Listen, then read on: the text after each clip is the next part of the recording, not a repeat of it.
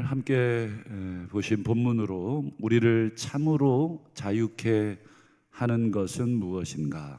우리를 참으로 자유케 하는 것은 무엇인가? 라는 제목으로 말씀의 은혜를 나누겠는데, 그 전에 이제 오늘 버스를 탑승하고 오신 성도님들은 5시 50분에 버스를 탑승하시면 되겠습니다. 이따가 우리 방송실에서 한 1분 전에 볼륨을 살짝 낮춰줄 겁니다. 그 소리 듣고 우리 버스 탑승하면 되겠다 생각하시고 나가시면 될 것 같습니다. 우리 서양의 역사, 물론 이제 동양의 역사도 있지만 아무래도 이제 서양의 역사를 기준으로 한번 생각을 해봤을 때, 서양의 역사 중에 큰 전환을 이룬 시기들이 몇 시기들이 있죠. 그 중에 여러분들 그래도 가장 큰 변화를 가져온 이 시기가 있습니다. 아마 학교 다니실 때 한 번쯤은 배우셨을 겁니다. 바로 그게 르네상스라고 하는 그 시기입니다. 이 르네상스 17, 18세기에 아주 유럽을 중심으로 해서 큰 변화들이 있었죠. 그 르네상스 시대를 한마디로 아마 우리 학교 다닐 때 시험에 단골로 나왔을 텐데, 한마디로 여러분 어떤 시대라고 배우셨습니까? 그렇죠. 이성과 자율의 시대, 아마 들어보셨을 겁니다. 이성과 자율의 시대, 이 두 단어가 굉장히 중요한 변화의 시기였습니다. 특별히 여러분, 이 르네상스 이후에 사람들이 어떤 생각을 가졌냐면, 우리 인간의 이성이 이 하나님의 말씀보다 훨씬 중요하구나. 그리고 이 자율성이라고 하는 것이 하나님의 법보다, 하나님의 말씀보다 훨씬 중요하구나, 이렇게 생각하기 시작했습니다. 그래서 여러분 17, 18세기를 기점으로 그 이전과 그 이후에 어떤 변화들이 있냐면, 여러분 음악을 한번 기준으로 설명을 해보자면, 그 이전의 음악들은 전부 종교적 음악들이 주를 이루었습니다. 하나님을 찬송하는, 그리고 대부분의 이 웅장한 우리가 익숙히 하는 그런 음악들이 전부 다 하나님을 찬송하고 또 하나님을 표현하는 노래들이었다면, 그 이유는 전부 인간 중심의 노래들. 그리고 그림도 그렇습니다. 르네상스 이전의 그림들을 여러분들이 한번 공부하실 기회가 있으면 한번 보시면 좋겠는데, 그 이전의 그림들의 주제는 전부 하나님이 주제였습니다. 신적인 그림, 종교적인 그림. 근데 그 이후의 그림들은 전부 인간 중심의 그림들, 사람이 그 주인공이 돼서 강조가 되는 그림들이 발원합니다. 그게 대단한 거냐라고 싶을 텐데, 사람의 이 이성과 사고가 하나님을 떠나 버리는 시기. 그래서 어떠한 글에도 어떠한 그림에도 이제 하나님이 나타나지 않기 시작하는 그런 시기를, 그래서 건축도 양식이 바뀌기 시작하고, 과학도, 그래서 여러분 천동설, 지동설 이런 논란도 다 그 시기에 일어나는 것입니다. 그래서 이 르네상스를 이성과 자율이라고 표현하는데, 이 자율이라는 말의 한자말이 여러분 어떻게 되는지 아시잖아요. 스스로 자자에 율자가 무슨 율자입니까? 그렇죠. 법률입니다. 법.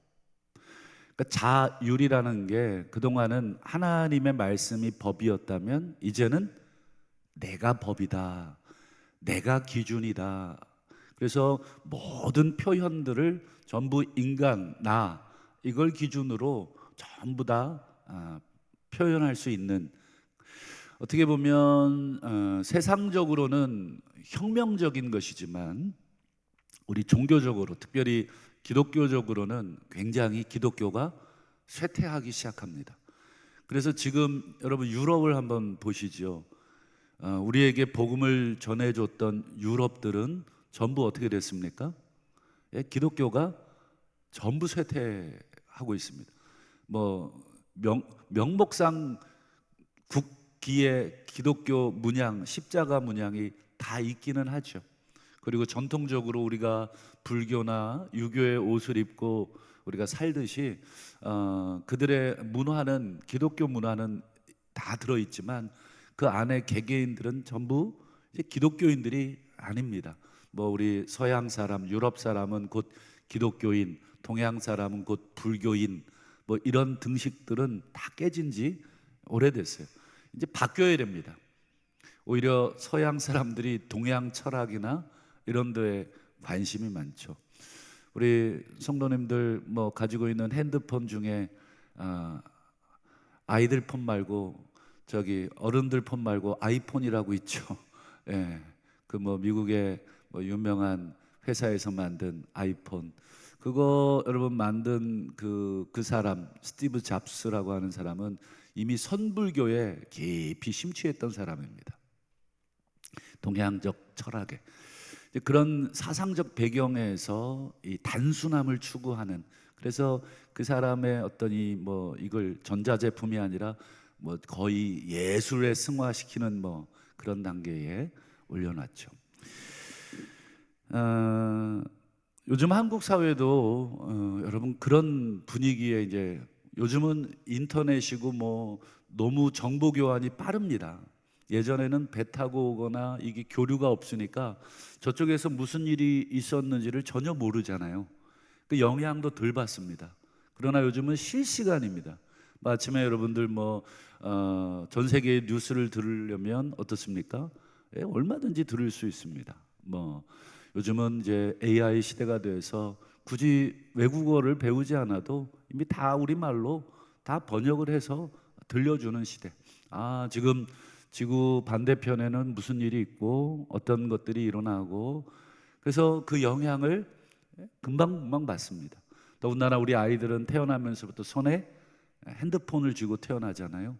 아이들 검색 기가 막히게 합니다. 뭐 어른들은 막 안경 올려가면서 막 이 독수리 타법으로 막 그것도 귀찮아서 그냥 안 하지만 우리 아이들은 뭐 실시간으로. 우리 성도님들은 그래도 이렇게 말씀 들을 때 이렇게 저를 쳐다보시기라도 하잖아요. 청년들이나 아이들은 전부 핸드폰으로 검색합니다. 저 목사가 하는 말이 맞나? 뭐 르네상스 제가 얘기했잖아요. 그럼 르네상스 다 검색합니다. 틀렸네. 이렇게 됩니다. 그렇기 때문에 우리 요즘 한국 분위기도 어떻습니까? 굉장히 인간의 자율, 인간의 권리, 이것들이 이미 가득하죠. 전통적인 어떤 가치들, 그게 보수라는 말의 뜻입니다. 보수라는 게 어떤 수구주의, 옛날 게 중요하다 이게 아니라 전통적으로 중요하게 여기던 가치들을 지키기 위한 것이 보수입니다. 보수. 그래서 기독교인들이 상당히 보수적이다, 이 보수적이라는 말을 부정적으로 우리 젊은 아이들이 많이 사용하지만 사실은 어떤 것입니까? 좋은 것입니다. 우리가 지켜야 될 가치, 예를 들면 여러분 가정 어떻습니까? 지켜야 되는 것이잖아요. 이미 가정 안 지켜도 돼라고 생각하고 계신 분이 계시다면 이미 보수에서 떠난 것입니다. 내 개인보다는 가정이 중요하지, 그래도 이렇게 생각하면 보수적인 거예요. 요즘 젊은 분들 결혼도 안 하지만 결혼해도 자녀를 낳지 않는 이유가 뭐예요? 가정이 중요하지 않고 내 개인의 삶이 중요하기 때문에. 가정이 생기고 가정에서 여러분 부부로 살지만 그냥 말 그대로 집만 공유하는 부부들도 많아요. 경제만 공유해서 네가 번 돈 내가 번 돈 따로 관리합니다. 그래서 여러분 이 집에 들어가는 공과금 있잖아요, 반반씩 냅니다. 뭐 네가 전기세 내면 내가 수도세 낼게, 네가 뭐 인터넷 요금 내면 내가 무슨 요금 낼게. 자동차도 반반씩 부담해서 사서 공동 명의로 합니다. 집도 그렇습니다. 전통적으로 가정을 만들고 그래서 아이를 낳고 거기서 나를 희생하고 그래서 가정을 세우는 그런 것보다 내 권리, 내 삶 이런 것들이 훨씬 강조가 되어 있죠. 그래서 특별히 요즘 우리 한국 사회에도 이게 참 큰 문제로 드러나고 있는 게 이제 동성 부부, 동성 결혼 합법화 해달라. 그래서 이제 교과서에도 남성, 여성만 가르쳐서는 안 된다. 새로운 성이 있다. 내가 선택하는 성. 우리 성도님들은 어떤 성을 선택하고 싶으십니까? 굉장히 좋게 들리십니까? 안 좋게 들리십니까? 안 좋게 들린다면 굉장히 보수를 지향하는 거죠. 기존의 이 가치, 그게 보수적인 것입니다. 여러분, 내가 원하는 대로 할 수 있다. 내가 원하는 대로 살 수 있다. 내가 원하는 것을 해야 된다. 언뜻 보면 우리 서양적 교육을 받은 우리들에게는 굉장히 당연한 말. 그렇지, 인간이 원하는 거, 내가 원하는 거. 어릴 때부터 그렇게 저도 교육을 받았거든요. 그리고 또 그렇게 가르치고. 그런데 여러분, 내가 정말 원하는 것을 얻는 게 자유인가? 아닌가? 여러분, 내가 원하는 걸 얻는 것, 내가 원하는 대로 사는 건 진정한 자유가 아니라 사망입니다. 사망. 이렇게 이해하면 쉽습니다. 여러분, 물고기가 물이 내 몸을 감싸고 있는 것이 싫다고 육지로 뛰어듭니다. 그러면서 하는 말, 해방이다. 물고기가 물속에 있는 게 너무너무 이제 지겨워요. 물이 그 수압이 나를 막 누르는 게 느껴지고 지겨워서 육지로 뛰어듭니다. 그게 해방인가? 그것은 물고기에게는 죽음의 시작입니다. 몇 분 안에 넣어놓지 않으면, 몇 초 안에 넣어놓지 않으면 이제 물고기는 파닥파닥거리다가 결국 그 순간에 짧은 파닥임의 자유를 느낄 수 있을지는 모르겠지만 결국은 죽게 되는 것. 여러분, 사탄의 첫 번째 인간을 향한 유혹이 뭔지 여러분 기억하시죠? 창세기 3장에 하나님이 이거 먹지 말라. 이게 하나님의 법입니다. 신율입니다. 신율. 근데 사탄이 인간의 이 마음속에 뭘 집어넣어요? 신율을, 하나님의 법을 어겨라. 그러면서 하는 말이 기가 막힌 말을 합니다. 너희 눈이 밝아질 것이다. 눈이 밝아질 것이다. 눈이 밝아진다는 게 무슨 뜻입니까? 새로운 이성을 자각하게 될 것이다. 야, 그전엔 몰랐어. 왜 엄마 아빠가 이 좋은 거를 왜 못 먹게 야, 이거 알고 보니까 엄마 아빠 나빠. 이제 자식이 마치 이 새로운 걸 깨달은 것처럼, 눈이 밝아지는 것처럼, 눈이 밝아져서 그 다음이 무엇입니까? 하나님과 같이 되어, 그 다음이 중요한데요, 선과 악을 알게 될 것이다. 여러분, 선과 악을 알게 된다는 표현이 그저 도덕적 인간이 된다는 뜻이 아닙니다. 여러분, 아담과 하와가 선악과를 따먹기 전에는 비도덕적이었습니까? 막 서로 막 칼을 들이대며 죽이려고 했던 부부 관계였습니까? 다른 동물들에게 막 위협을 가하는 그런 비도덕적인 인간이었습니까? 그런 뜻이 아닙니다. 선과 악을 알게 된다는 것은 그저 도덕적 개념이 이제 들어오는 인간, 야만적인 인간이었다가 이제 도덕적인 인간이 된다는 뜻이 아니라, 선과 악을 판단한다는 것은 재판 용어입니다. 재판. 여러분, 재판관이 뭘 판단합니까? 선과 악을 판단한다. 그게 재판관의 역할이죠. 그러니까 선과 악을 알게 된다는 것은 너희들이 하나님처럼 된다. 즉 하나님처럼 재판관이 된다. 그게 바로 서두에 말씀드린 자율입니다. 너희들이 법이 된다는 것입니다. 이제 하나님이 이거 돼, 이거 안 돼 라고 하는 재판관이 아니라 너희들 스스로가 판단해서 너희들의 이성을 가지고 이거는 이게 맞아, 이게 법이야, 이렇게 판단해서 너희들이 살아간다. 그래서 말씀드린 것처럼 동성 결혼, 동성애 내가 판단했을 때 그것도 사랑이야. 세상 사람들이 전부 다 그동안 우리 가지고 있던 꼭 기독교가 아니더라도 전통적으로 우리 생물학적으로 남자와 여자의 어떤 이 성외에 자기들이 판단하여 자기들이 법이 되어 그것들이 옳다, 그렇게 해서 그걸 주장하는 시대. 여러분, 하나님 명령을 떠나면 너희들은 진정한 인간이 된다, 진정한 이성을 갖게 된다, 진정한 자율의 인간이 된다. 이게 사탄의 첫 번째 인간을 향한 유혹이었습니다. 끊임없이 사탄은 하나님의 말씀으로부터 벗어나라, 물고기가 물속으로부터 벗어나듯이 우리 인간이 하나님의 말씀으로부터 벗어나라. 이게 지금도 마찬가지입니다. 지금도 사탄이 우리에게 계속해서 하나님의 말씀의 테두리에서 벗어나라. 그래서 우리 아담과 하와가 정말 진정한 자율인간이 되었습니까? 진정한 자유를 얻었습니까? 아니죠. 그 뒤에 결과가 나오듯이 그 죄의 삭신 사망을 얻게 됩니다. 오늘 본문 34절을 한번 보시죠. 예수님이 이렇게 얘기하십니다.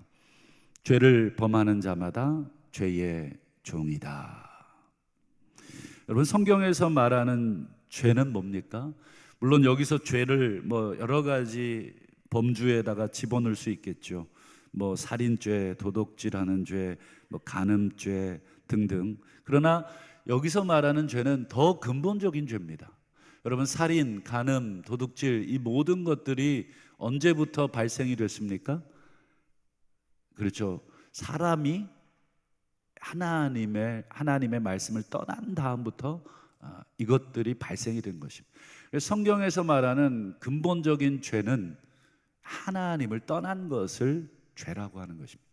하나님을 떠났다는 것은 곧 하나님의 말씀 밖으로 떠났다는 것입니다. 말씀을 벗어났다는 것입니다.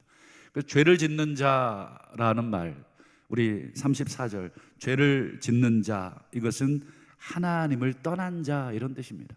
하나님을 떠난 자는 곧 새로운 이 주인의 종이 됩니다. 그게 사탄이겠죠. 하나님 아니면 사탄인 것입니다. 즉 하나님을 떠나면 죄의 종이 되고 죄를 범하게 된다. 그래서 여러분, 이 죄에서 벗어나는 유일한 방법은 무엇입니까? 너무 간단하죠. 하나님을 떠나는 것이 죄라고 한다면 그 죄를 떠나는 방법은 다시 하나님 안으로 들어오는 것입니다. 하나님의 말씀 안으로 들어오는 것입니다. 아까 서두에 말씀드린 그 물고기를 생각하시면 됩니다. 물고기가 물 밖으로 뛰어나가면서 나는 자유다, 해방이다.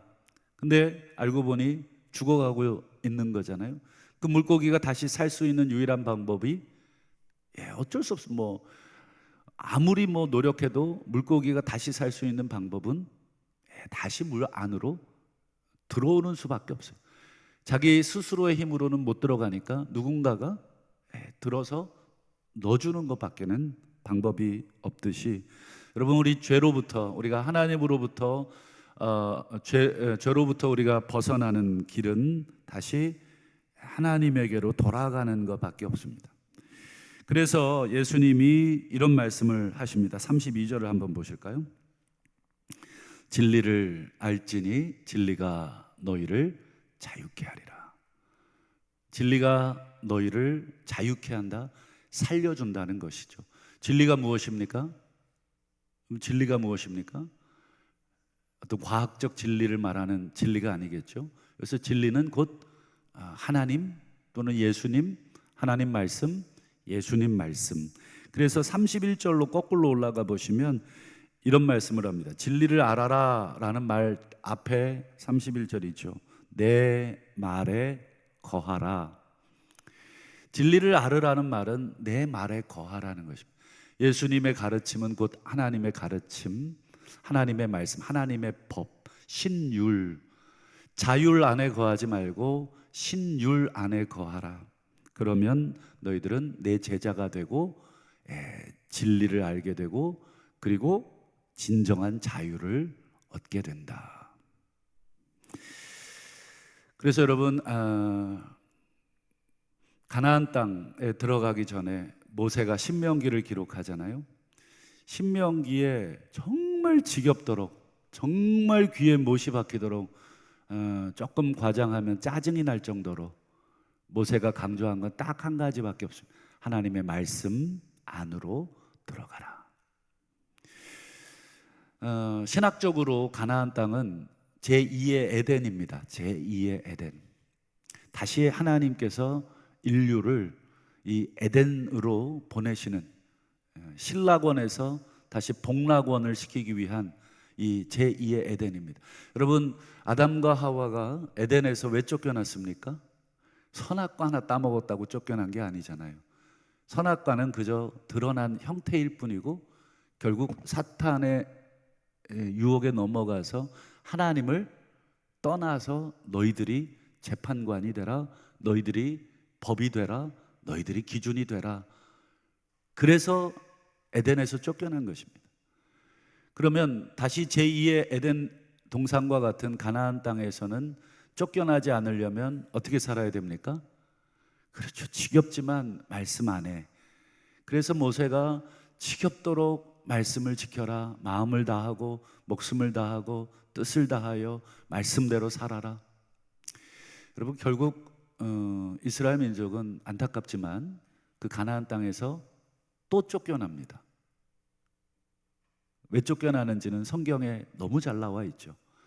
결국 그들은 또 하나님의 말씀 대신 자신들이 새로운 기준이 돼서 살기 시작할 때 또 쫓겨나죠.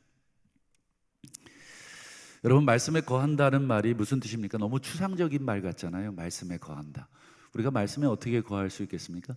말씀이 나를 가두도록 하는 것입니다. 우리가 물고기가 물 속에 거한다라는 것과 똑같습니다. 물 안에 들어가서 물이 주는 수압이 있지만 그걸 느끼는 것입니다. 우리가 여러분 지금 대기의 압을 느끼고 있는데 사실은 이 공기의 압을 느끼기 싫다고 여러분 우주 이 대기권 밖으로 나가면 어떻게 됩니까? 우린 죽습니다. 좀 무거워도 이 공기의 압을 견디고 좀 숨을 쉬는 것입니다. 근데 우리가 이제 어릴 때부터 이 공기 속에 있어서 우리가 이것이 진정한 자유인지를 모르고 사는 것처럼 우리가 하나님 안에 있을 때 인간은 진정한 자유를 누리는 것입니다. 나무가 흙 안에 있을 때, 나무야 너는 얼마나 답답하니, 평생을 요 한 평도 되지 않는 이 흙 땅 속에 뿌리를 내리고. 근데 여러분, 나무에게는 거기가 답답한 것이 아니라 거기가 진정한 나무에게 생명을 주는 장소인 것처럼, 여러분, 우리 인간에게 진정한 생명을 주는 것은 내 말 안에 거하라. 내 말 안에 거하라. 하나님의 말씀 안에 거하는 것. 그것을 저는 이렇게 표현하고 싶습니다. 여러분, 하나님의 말씀에 나를 묶으셔야 됩니다.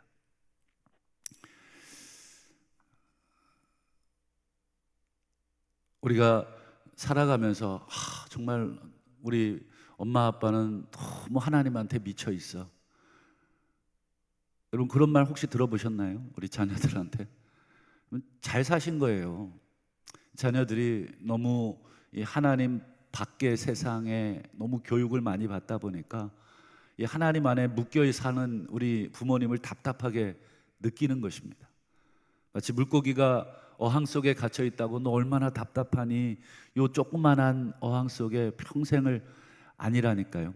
거기는 물고기가 답답한 게 아니라 물고기에게 자유와 생명을 줍니다. 이 땅 속에 흙 속에 갇혀 있는 나무 얼마나 답답하니, 그게 아니라 나무에게는 거기가 생명의 터전이듯 오늘 인간에게는 말씀 안에 거하는 것, 말씀에 나를 묶는 것, 그게 세상 사람들 눈에는 야, 이 기독교인들 정말 답답하게 사는 인간들, 그러나 그게 진정한 우리에게 생명을 주는 것입니다. 마지막으로 시편 119편 11절을 볼 텐데요, 제가 왜 이 말씀을 함께 보길 원하냐면 죄와 말씀과의 상관관계를 가장 잘 표현한 성경 구절 중에 하나입니다. 여기 보시면 내가 범죄하지 아니하려, 근데 주님께입니다. 주님께 범죄하지 않으려고 그 다음에 주님의 말씀을 내 마음에 두었습니다. 이걸 뒤집어서 읽으면 훨씬 더 쉽습니다. 주의 말씀을 내 마음에 두었더니 내가 범죄하지 않습니다. 범죄하지 않는다는 것은 죄의 종이 되지 않습니다. 죄의 종이 되지 않는다는 것은 죽지 않습니다. 주의 말씀을 내 마음에 뒀다. 말씀 속에 나를 가두었다.